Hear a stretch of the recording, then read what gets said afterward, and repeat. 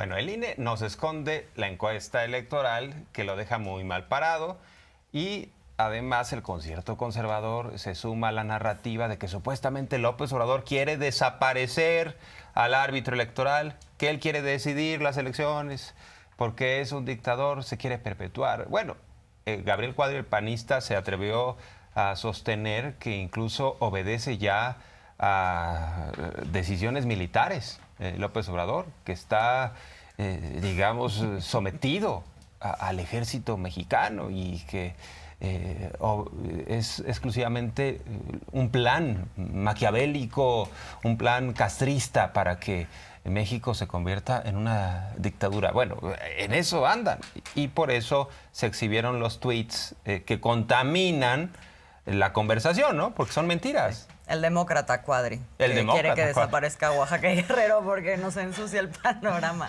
Un gran demócrata, sí, así es. Y así varios que fueron presentados este día en el ¿Quién es quién de las mentiras de la semana? Al cual le dedicamos este kiosco, porque pues es ahí, en la prensa, donde se da esta fiesta de las mentiras. Y tenemos ahí varios ejemplos. Me voy a acercar un poquito porque no veo nada. Los tweets de varios que... Está el tuit de Picasso. Este está un poquito más difícil de describir porque es una caricatura. Vámonos. Coparmex Nacional dice: hacemos un llamado a todos los partidos políticos a no destruir el INE. Otra vez esta idea de que se quiere destruir al INE México Ciudadano, porque ahorita es muy ciudadano, y a rechazar cualquier reforma electoral que atente contra la equidad en las elecciones. Kenia López Rabadán: ante la inseguridad, la falta de medicinas, la inflación, la corrupción de su gobierno, AMLO propone destruir al INE. Ahí está nuevamente esta premisa falsa.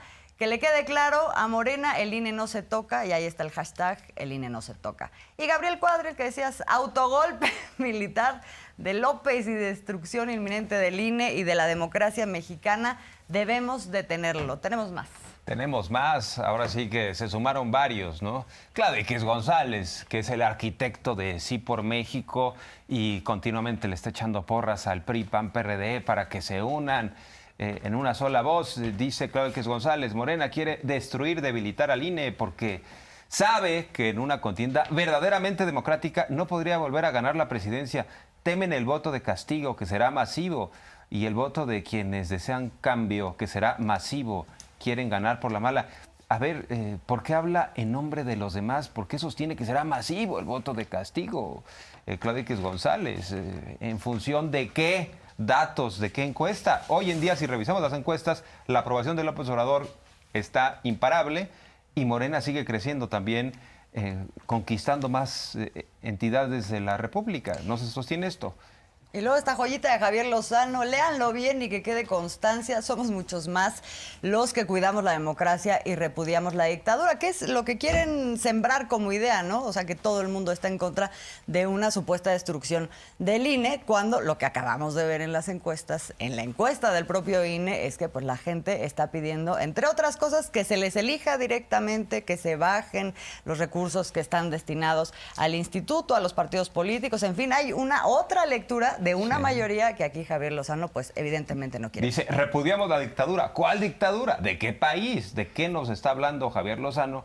Que por cierto está relacionado con García Cabeza de Vaca. O sea, dicen: el INE no se toca, así como tampoco se toca Cabeza de Vaca, para los panistas. Bueno, Lozano pasó de panista a vocero de la campaña de mí, ya no se sabe de qué partido es, pero al final del día de la expresión conservadora. Gustavo de Hoyos, que bueno, pues también se ha candidateado y era el presidente de la Coparmex. Dice, pues hay que defender al INE, es un deber indeclinable de todo ciudadano. En 2019 el oficialismo pretendió apoderarse del órgano electoral. Muchos nos movilizamos y empezamos una cruzada por la democracia. Esto sucedió en 2019. La verdad es que yo ni recuerdo que hubiera algún intento del oficialismo de hacerse del INE. Ya acabamos con esta joya de Julen Rementería. Dice hashtag Morena está acabando con todo, pero más con la baba de caracol, la cual se embarran para que se les resbale. Esto es una joya, el clamor del pueblo trabajador, es decir, habla del pueblo trabajador, pero ni aunque lleguen sucios, puercos y embarrados, nos dejaremos que destruyan otra institución. El INE no se toca. Fin de la discusión. hablar del pueblo trabajador y luego de que van a llegar todos embarrados. O sea, ¿lo conoce Julián Rementería, ese senador del PAN? ¿Conoce al pueblo?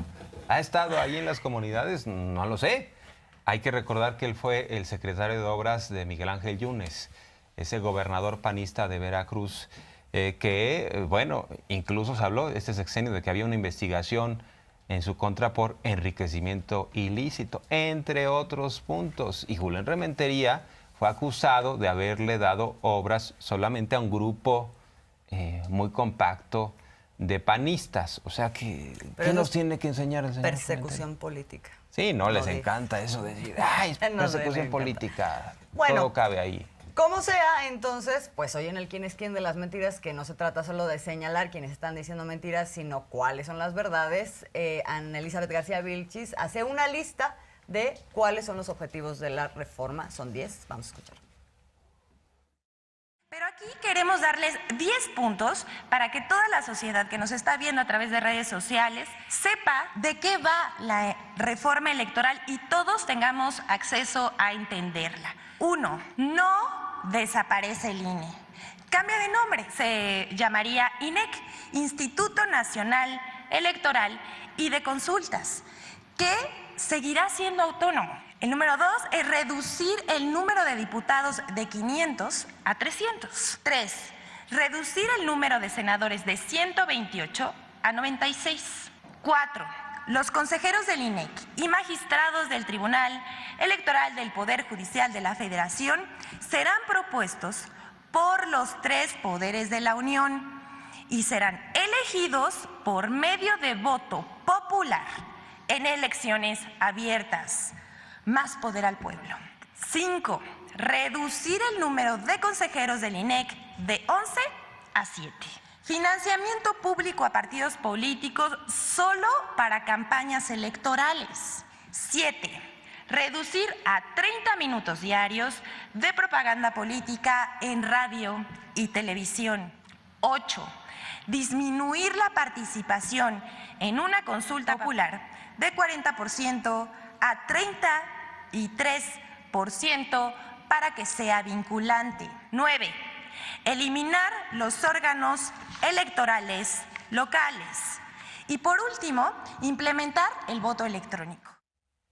Y ahora viene el tema de Badiraguato, porque no hay que estigmatizar a las personas y tampoco decir que por si, sobre todo si alguien nació en cierta comunidad, hay una vinculación con el crimen. Necesariamente. Porque en Badiraguato nació Joaquín El Chapo Guzmán. Entonces, si uno va a Badiraguato, o sea, si cualquiera de nosotros sí. Va, ¿no?, a un viaje, digamos, para conocer, y, ahora resulta que me voy a convertir en narcotraficante. Y el presidente López Obrador, cuando asumió protesta, dijo, voy a rendirle cuentas a la Constitución y será el presidente de todos los mexicanos. Eso implica visitar todo el país, que no lo hicieran los anteriores por flojonazos, porque Fox, Peña, Calderón no salían de los hoteles de lujo cuando iban a otras entidades.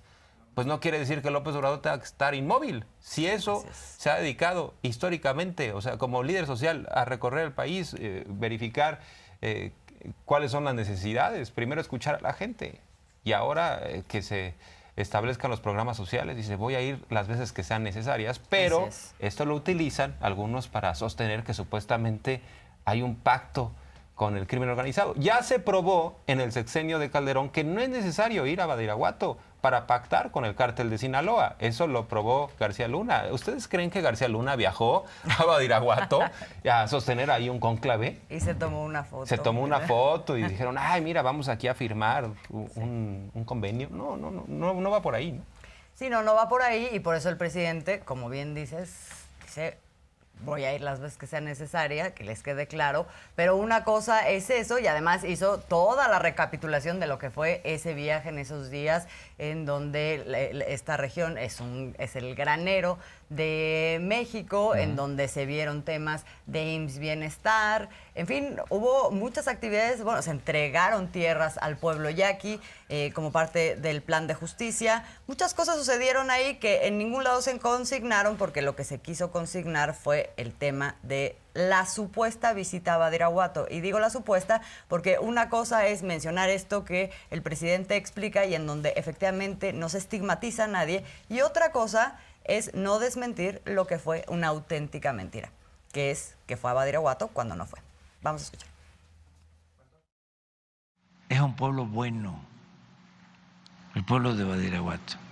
Miren, les mando un abrazo a todos los que viven en Badiraguato y en la sierra de Sinaloa, y a todos los sinaloenses. Es un pueblo trabajador.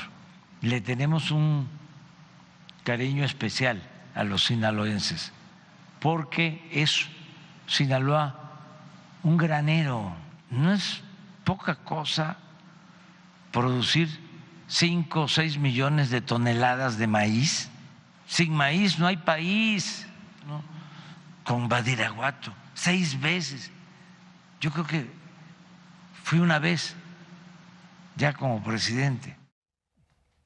Bueno, pues las veces que sean necesarias hará esta aclaración.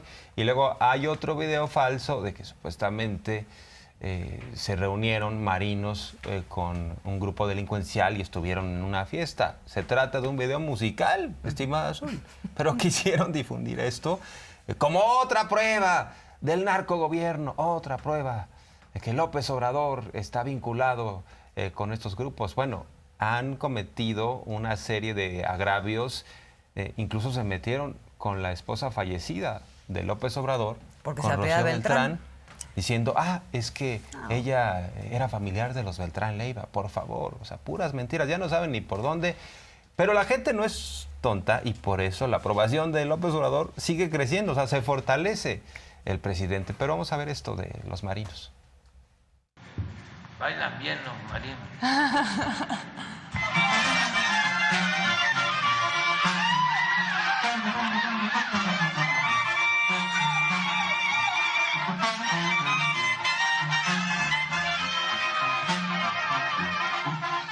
Se trató de un videoclip detrás de cámaras de un video musical del grupo Clasificado, quienes en un comunicado explicaron que se tratan de 2 actores con uniformes no oficiales y armas de utilería. La Secretaría de Marina, por su parte, confirmó que de ninguno de sus miembros participó en la grabación y que la vestimenta es apócrifa. Decías, Jorge Armando, que ni con todas estas mentiras se ha tocado la popularidad del presidente, y hoy hay una actualización de la encuesta de Morning Consult. Vamos a verla porque no solamente vale la pena ver en qué va la aprobación presidencial, seguimos en segundo lugar, sino también hay que verlo en contraposición con qué otra cosa que está sucediendo con otra serie de líderes mundiales. Hay unas aprobaciones ínfimas en lugares del mundo donde pues las democracias supuestamente son muy saludables, pero uno sí se pregunta cómo pueden gobernar con ese nivel de aprobación tan bajo.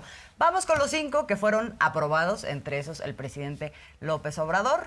Ahí nos lo pueden regalar. Ahí está. Ahí está. Sigue en primer lugar. Medalla de plata, pues, para el de Macuspana, el Así de es. Tepetitán. Él mismo dice, sí, soy el aldeano, porque algunos quieren desprestigiarlo, diciendo, es que viene de una comunidad muy pobre. Pues dice a mucho orgullo, a mucha honra. En segundo lugar a nivel mundial, después de Narendra Modi, de la India. Y en tercer lugar, aprobando de panzazo, hay que decirlo, Anthony Albanese de Australia. En cuarto, Giorgia Meloni de Italia. Y en quinto, Ignacio Cassis de Suiza. Estos últimos 3 de este grupo están de panzazo, en el 52 y 51%. Tampoco 57, 51 y 51, ¿no? En el caso del tercer lugar, 57. Sí. Pero sí, o sea, sí, están aprobando de panzazo. Y de todas maneras, estos son los 5 aprobados a nivel mundial. Después ya de ahí todos están reprobados. Vamos a ver la lista de los reprobados, porque además unos reprobados así que casi muy cercano al 0, ¿no? O sea, tenemos, por ejemplo, el de Suecia, en un 43%, luego Jair Bolsonaro con un 46%, que por cierto el presidente hoy dijo era insostenible su situación y hay que reconocerle el hecho de que se hizo a un lado. Reino Unido, 35%. Bueno, claro, acaba de entrar, ¿no? Después de un experimento ahí de días, ¿no? Sí, de días, exactamente. La pasada primer ministro. Irlanda, 41%. Joe Biden, decías, Jorge Armando, 42% a nada de sus elecciones intermedias. Oye, Trudeau con todo y que muchos dicen, ¡ay, galanazo Trudeau! Lo queremos mucho. Bueno, algunos, ¿no? 40% de aprobación tiene, 53% de desaprobación ahí en Canadá. España, Pedro Sánchez, 35% y un 58% de desaprobación. No, dramático lo de Pedro Sánchez. Ya nada más vemos los últimos. También Emmanuel Macron, oye, 30% de aprobación frente en Alemania, a 64%. Olaf Scholz, 26%. Es una cosa que no se puede creer, ¿eh? Sí, República Checa. O sea, Olaf Scholz tiene lo que tiene el presidente de aprobación, lo tiene Olaf Scholz de desaprobación, 68%. Sí, exactamente al revés. Fiala de República Checa, 25%. Jonas Gahr de Noruega, 26%. Bueno, esos sí están absolutamente reprobados. Difícil la gobernabilidad de un país con esa desaprobación de un jefe de Estado. Y bueno, pues en ese sentido, por eso el presidente de México presume. Y además hay que insistir que este es un instrumento que hace una consultora internacional. No son datos de la Secretaría de Gobernación, no es información que pueda desvirtuar el grupo de Claudio X González o Krause decir, es que ellos están autocalificando. No, es una calificación internacional. O sea, sí es el tengan para que aprendan. La verdad, sí, lo que es, ¿no? Y por eso el presidente lo presume, es un indicador al que le ha dado bastante seguimiento. Y vámonos pues vámonos con otros temas, con el ¿no? ajonjolí, vámonos con otros temas.